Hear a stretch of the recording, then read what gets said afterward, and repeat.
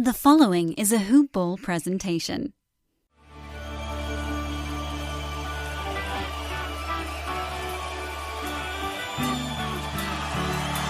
Welcome to another edition of the Hoop Ball Sacramento Kings podcast. I'm your host, Christian Villere. You can find me on Twitter at MyBuddyChris. Follow Hoop Ball Sacramento Kings coverage on Twitter. It's at Hoop Ball Kings. And for all of your NBA news, NBA fantasy news, and Sacramento Kings coverage, period, it's hoop-ball.com. Go there, get the season pass now. If you're playing fantasy basketball, it is a must-have for all of the premium content that Hoop Ball puts out. If you're a new user to DraftKings, deposit $10 there. That gets you access to the season pass for free. The show and Hoop Ball are now sponsored by Hawaiian Isles Kona Coffee Company. Go to Hawaiian Isles Kona Coffee. I'm going to double check that website here real quick. HawaiianIsles.com or search Hawaiian Isles Kona Coffee on Amazon. You can also follow them at HI Kona Coffee on Twitter. Had some of their coffee today. It's Fabo. I highly recommend you picking up some of that. This show can be found on iTunes, Stitcher, YouTube, Google Play, and YouTube, as well as the iHeartRadio and Hoop Ball Radio apps, which are available for free to download in the iTunes and Google Play stores. On the show today, we have me. I am the beginning, middle, and end of the show today. John Schifferle is out. He is still active on Twitter, so if you are in bad need of his Sacramento Kings analysis, be sure to follow him on Twitter at John Schifferle. We had a couple close games here that the Sacramento Kings have played since we last spoke, against the Denver Nuggets on Thursday night in Sacramento, and then again Saturday night against the Golden State Warriors. Both close games, lots going on, lots to discuss. First, let's hit on that Nuggets game. I love the quote before things got going in Mike Malone's pregame presser. The level of IDGAF from him prior to the game was at all-time highs. The quote went something like this, quote, "Vlade, this group, they've done a great job. I hope they let Dave do his job and not screw it up for him." Mike Malone is the greatest. As usual, we all kind of knew that. Saying what he thinks. Doesn't pull any punches.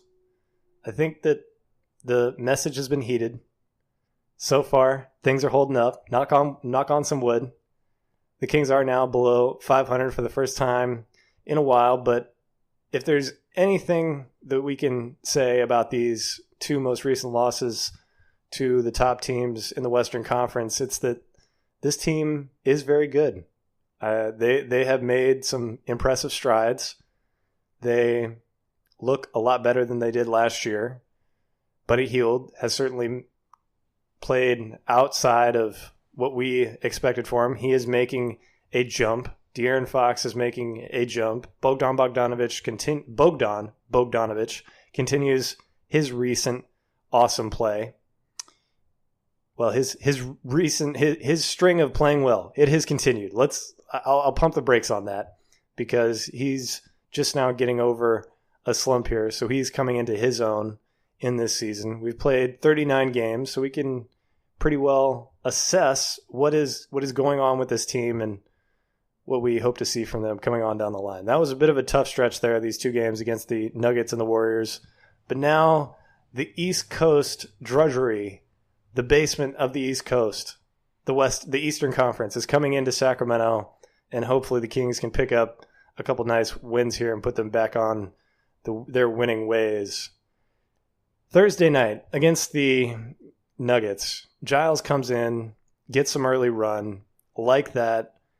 Clearly the best option coming off the bench right now for, I don't know. I know Kings fans want to see Giles.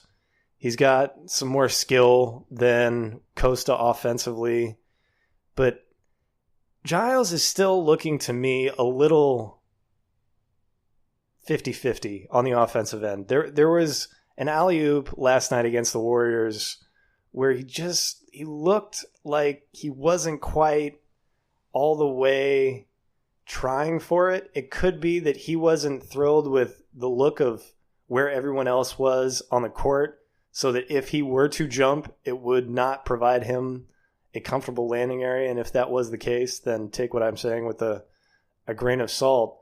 But you could, aside from the dynamism of what he could provide athletically, even if it is reduced given his injury history, offensively, he's clearly being more patient at the elbow. He's showing a lot more maturity than we saw early in the season. It's looking like his development is escalating a bit here. And that's to be expected because the guy didn't play for 2 years, and now he's getting some consistent run. He's gotten some more reps with the G League team. All of that continues to build on itself, and you're seeing him get some nice playing time here, and he's doing well with it. All good things. Justin Jackson, he did something last night that I did not expect. I wrote a note on Thursday during the game that he seems to be like one for infinity in shots where if he made them, the crowd would pop big time. He has been ridiculously off on those kinds of shots. And last night he hit a couple of them. I was so happy. It seems like he recognized it too, because when he hit the first big shot and the crowd popped really loud, he gave himself a chest bump, pounded his chest, seemingly acknowledging his trouble with hitting those types of shots. Big game for him too. Let's check out his line here really quick.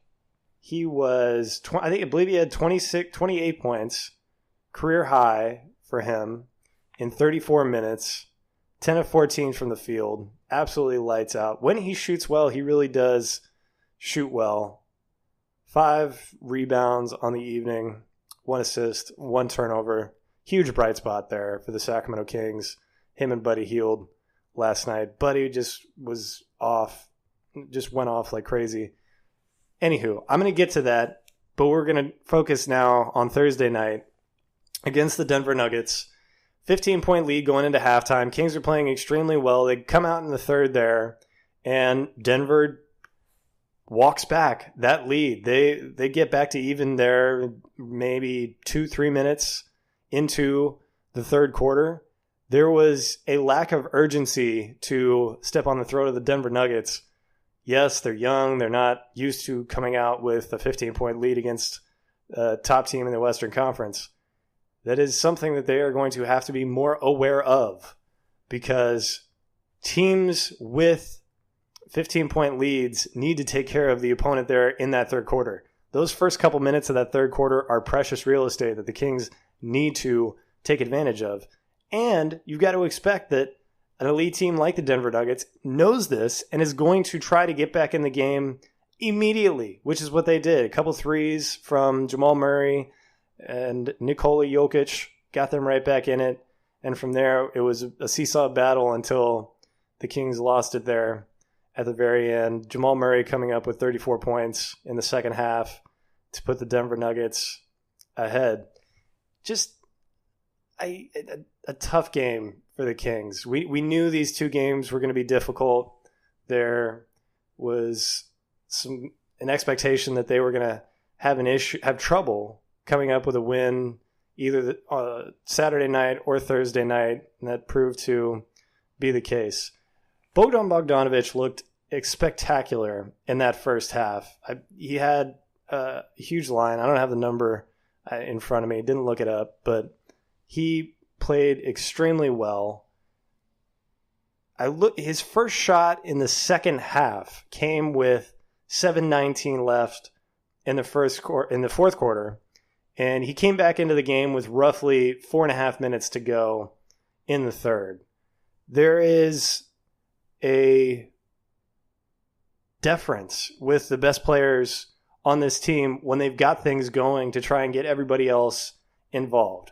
I like the sentiment that they want to get other people involved. They want to spread around the offensive scoring a bit. But the best players on this team are De'Aaron Fox, Bogdanovich, and Buddy Hield.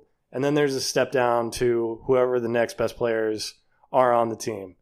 Because of that, they need to be the guys taking the majority of the shots in the first quarter, in the second quarter, in the third quarter, in the fourth quarter. That's not happening. And when these guys are hot and they're not getting shots, it multiplies the difficulty for the Sacramento Kings to win these basketball games. If Bogdan's got things going, you need to get it to him. Because if he's not going to create a shot for himself, he's going to get the ball to somebody else. He's going to bend the defensive attention towards him and create an opportunity for somebody else. They have to have faith in that, let that happen. And if it comes outside of an offense where you're sharing the ball for 19 seconds of the shot clock, that's fine. This team wants to work quick. And if your hot guy at the moment sees daylight, he needs to go ahead and take advantage of that. They need to feed him consistently. And last night, Buddy wasn't getting the ball. I'm going to digress here to last night really quick because this is a thought that I've had since the game last night. If Buddy's having trouble getting the ball from Klay Thompson, have Buddy just bring the ball up the court. That way, there's no issue trying to get him the ball. Same thing with Bogdanovich. He's been handling the ball as a backup point guard. If he's hot, just have him start bringing the ball up. I wanted to see more from him. He was hot. Buddy was playing well. Both of those guys need to be shooting more. And when the defensive pressure gets turned up by the other team, they need to be working twice as hard to get open and know that that is what this team that needs from them in order to be successful and come out with some of these victories. Jamal Murray scored 34 points in the second half. I'm sure 17 points into that, the Kings were trying harder to defend him than at the beginning of the half. He was aware of that, and it didn't matter because he was hot. He was going to score. He knows he's one of the best players on his team, and he's the engine that makes that team go. Same thing with the Kings. I want to see more of that from De'Aaron Fox, Bogdanovich, and Buddy Hield. Yes, they're not all playing at the same time. They don't need to be playing at the same time. And if Buddy's out there and he's got it going, he needs to be much more selfish. Right now, he's shooting something like 43 or 44% from three on something around 7 or 8 attempts a game. Bump that up. Let's see him shoot 10 or 11 attempts a game. If a couple of those are ill-fated, if they're a little poor on the shot selection spectrum, fine. I'm cool with that. But we can't have him going an entire fourth quarter like last night without taking a shot when he's hot as a firecracker. He was the reason why the Kings were up by 9 points there. I believe it was in the third quarter when they were up 99-90. He was the one who was making shots, who was getting open. And then Klay Thompson just shut that down, and they did not work hard enough to get him open. Part of that falls on the shoulders of Buddy Hield. I did not look at the offense. Let's look at the offensive rebounding picture here in that Denver Nugget game quickly. Denver had 16 offensive rebounds, and the Kings had 7. Rebounding picture overall, 33 for the Kings and 54 for the Denver Nuggets. That's going to make things difficult. Kings still only lost by 4 points, but when you're giving up that many rebounds in these games where in the NBA, 92% of the time it's a coin flip, 1 or 2 possessions either way is going to dictate the result of the ball game. It is dependent on everybody to box out, make sure that they are coming down with the defensive rebound. 16 offensive rebounds strikes me as a few too many. Willie's been better on the boards, but there's always more room for improvement, especially if you're giving up a 54-33 rebounding advantage there. Anything else from this Denver Nuggets game in particular? I thought the flagrant on Harry was ridiculous. My God, the man is trying to play defense. That was not a flagrant foul. Grant pointed out on the telecast that it only cost him 1 point, but in close games like that, every point is precious. That was just ridiculous to me. I didn't see anywhere close to enough contact to warrant a flagrant foul. And then the technical on De'Aaron Fox. The refs from game to game are hilarious to me. Sometimes you'll get a crew that comes in here and they're just calling ticky-tack stuff, still hewing very close to the freedom of movement rules that were implemented this year. And then you'll get other refereeing crews that come in and they'll just not call near as much. Play is free.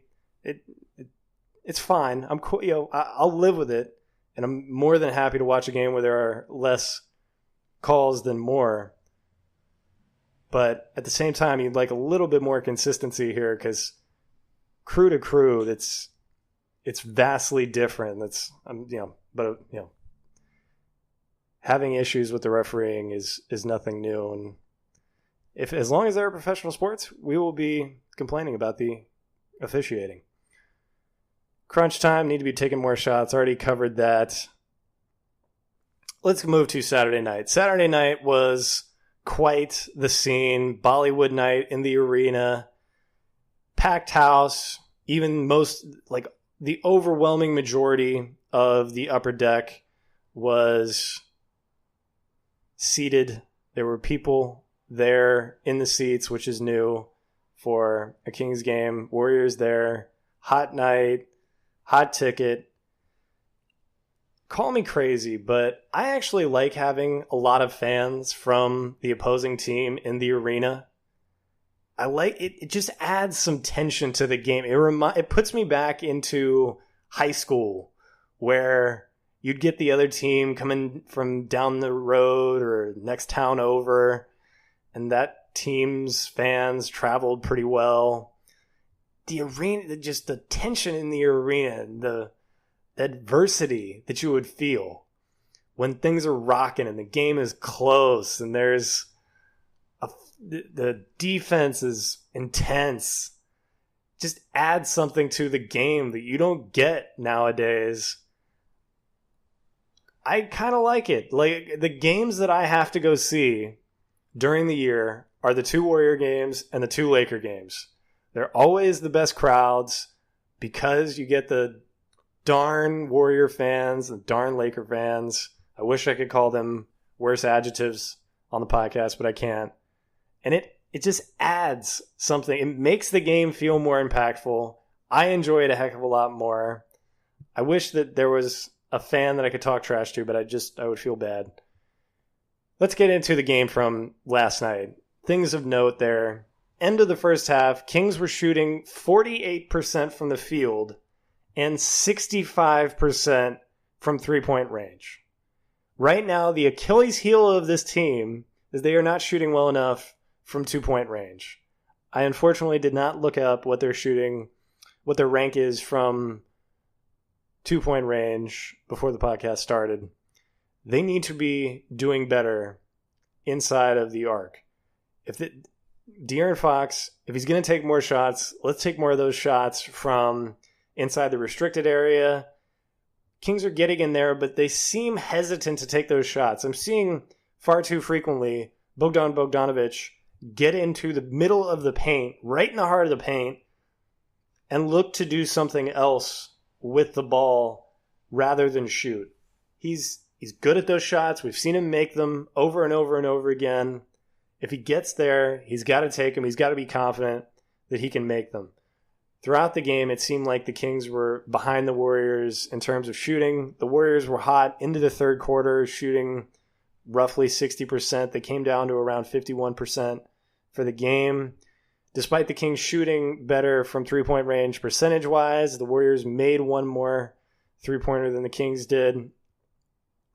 It was a struggle all night long to stay with the Warriors, and they just proved too much down the stretch. Benny Mack, nice little moment for him in the second quarter. He had a nice stretch there. He made a big three-pointer. I think he also made a layup as well. Getting some nice minutes there because Marvin Bagley is out. We've covered that a couple podcasts ago, but it's good to see him getting some time because he spent so much of his career with the organization under poor circumstances. He's hung in there. He's playing well. He's got a good attitude about things, despite the fact he's not getting a lot of time this season. I'm happy for any success that he gets, and he keeps messing around like this, he might get himself a third contract. One thing I do have to get on his case for, though, is 9:40 left in the fourth quarter. He commits a team foul around half quarter. Actually, I think it was in the backcourt. The Warriors were proceeding towards the Kings basket. He does the thing where he commits a foul to prevent a fast break opportunity. I did not think they had a big enough advantage. I would prefer guys be a little more choosy with when they do that, because it can easily work against you. Like, you pick up two, like if that had been their second team foul, it was only their first. Had it been their second, though, I'm sure that's something that the Warriors would have been targeting. They would have been trying to get into the lane, looking for contact so that they could press that advantage as things continued into conclusion. Not good also when you've got a team with such amazing free throw shooters like Kevin Durant, Curry, and Klay Thompson. Justin Jackson played amazing last night. Defensively, when they had the bench unit in there at the early part of the fourth quarter, he's doing his darndest to get in there and rebound with the tall timber that the Golden State Warriors had. Blocking a few shots there. I think did he get credited with the block? He should have been, because I'm pretty sure I saw him come up with, he had 2. Nice. See, I was right. I knew I sensed something from watching that darn game. He's blocking shots. He was protecting the rim. I remember there was one big sequence at the rim where the Warriors were trying to tip the ball in. Couldn't do it. He was playing the 4 at that point, and he managed to come down with the rebound amongst everybody, amongst the fray. He was hitting shots, knocking them down. At roughly 2:30 left in the fourth quarter, the Kings are in fast break mode. He pulls up from the top of the three-point line, lets it fly. He missed it. I love the shot. Early in the shot clock, great look. He's hot. Let it fly. Let's do it. That's what I want to see more of. You've got daylight. Stop thinking about it. Take the darn shot. He's doing it. Let that permeate to the rest of the team, because when they have operated like that this season, it has meant good things for this team. Like I mentioned, Buddy only got 1 shot in the fourth quarter, and that was with less than a minute to go. After the game, he gave a quote to somebody that him not getting any shots came within the flow of the offense. When things get down to the nitty-gritty and winning time, your big players have to show up. He needs to understand that he is one of those for the Sacramento Kings. And regardless, even if short of Klay Thompson holding him hostage with a gun to his head, he's got to get his hands on the ball so that he can continue his hot streak, or at least play it to its conclusion. Last night, it seemed like he was on. He's high-fiving Vivek on the sidelines during free throws. Things were going for him. I wanted to see him take more shots. We could point to any number of things that the Kings actually did there in the fourth quarter. An unnecessary, poor pass by De'Aaron Fox to Draymond Green that hindered things. Those things are going to happen. They only turned the ball over something like, I want to say 8 times. Yeah, 8 turnovers. They had more than 30 fast break points last night. That is incredible. Chris Herring, he wrote an amazing article for 538.com. If you have not read it already, I retweeted it from my Twitter account. Go check it out. It gives a really nice synopsis of the Kings' fast break mentality this season. One thing he put in that article that I suppose I knew, but I didn't know the exact number. In the restricted area this season, the Kings are allowing 70%. Or the Kings are allowing teams to shoot 70%. That cannot continue. The Kings need to be shooting better from the inside of the restricted area, and they need to hold teams to a much lower mark inside of that key area on the court. Willie Cauley-Stein is clearly, if that is the mark, he is not doing a good enough job of preventing players from getting shots off. Rarely are we saying on this team that a shot has been changed or altered because somebody got their hands up. Doesn't even have to be Willie Cauley-Stein to make the opposing team's player think twice or prevent them from getting into the lane, change their shot in some way. More of that needs to be happening because the defense at the basket is not where it should be.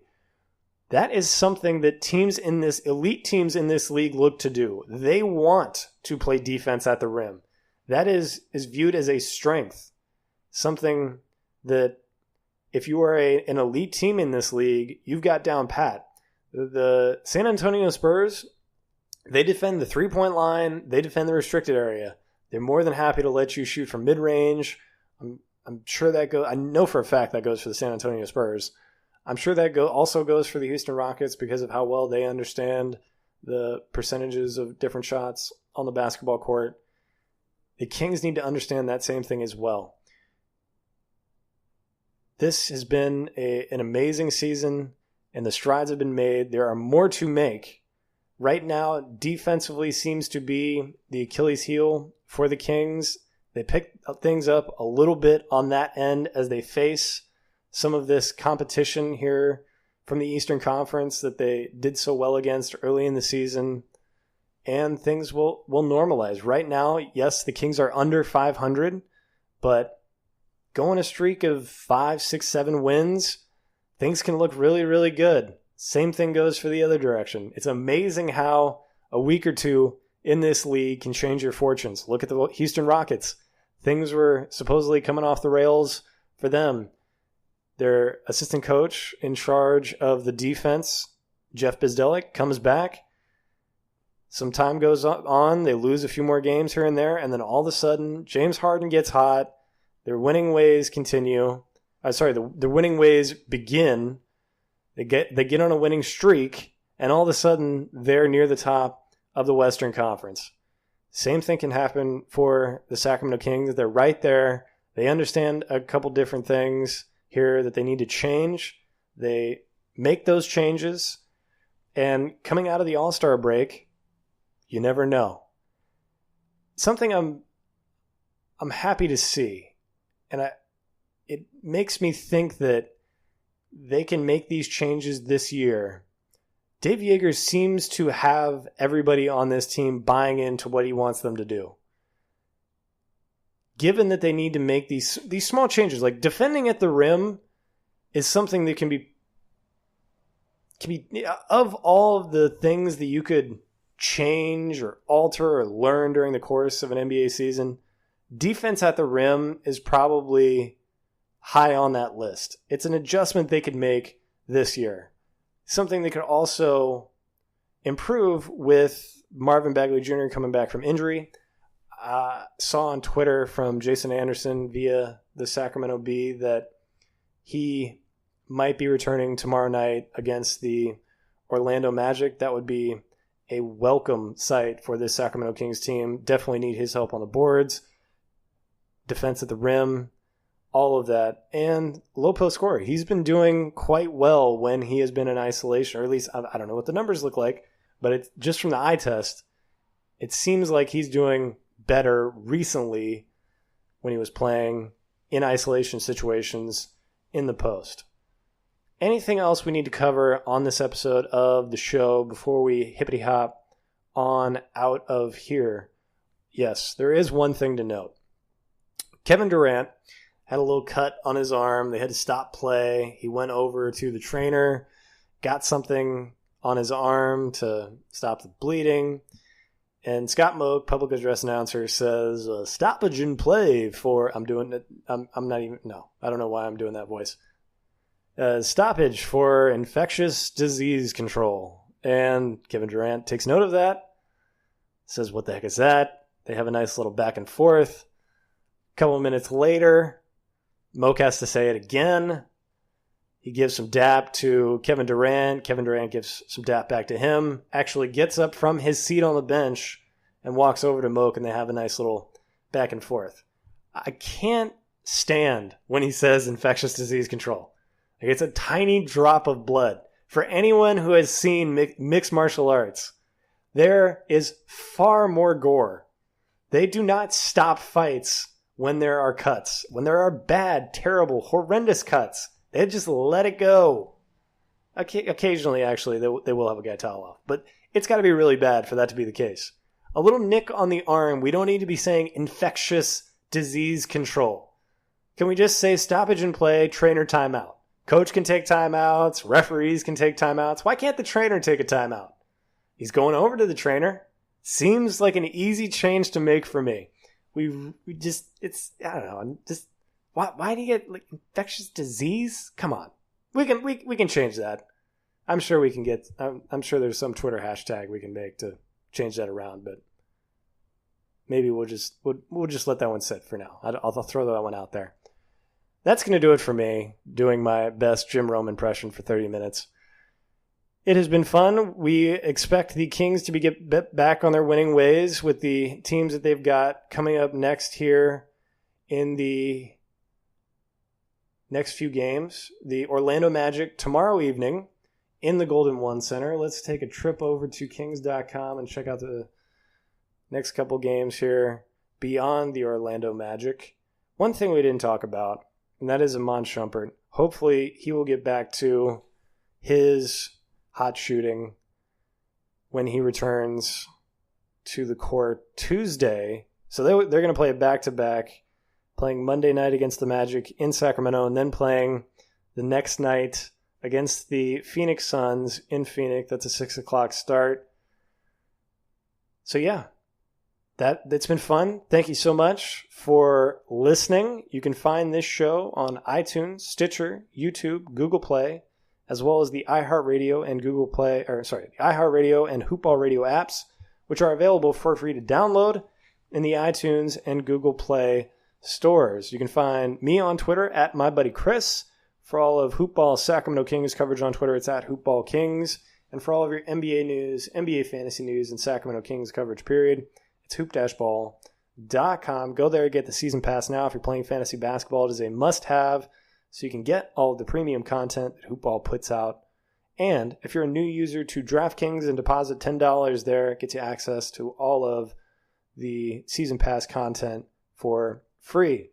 Hoopball is sponsored now by Hawaiian Isles Kona Coffee Company. Go to hawaiianisles.com or search Hawaiian Isles Kona Coffee on Amazon for their fine products. You can also follow them on Twitter at HI Kona Coffee. For Christian Villere, this is the Hoopball Sacramento Kings podcast saying, see you next time.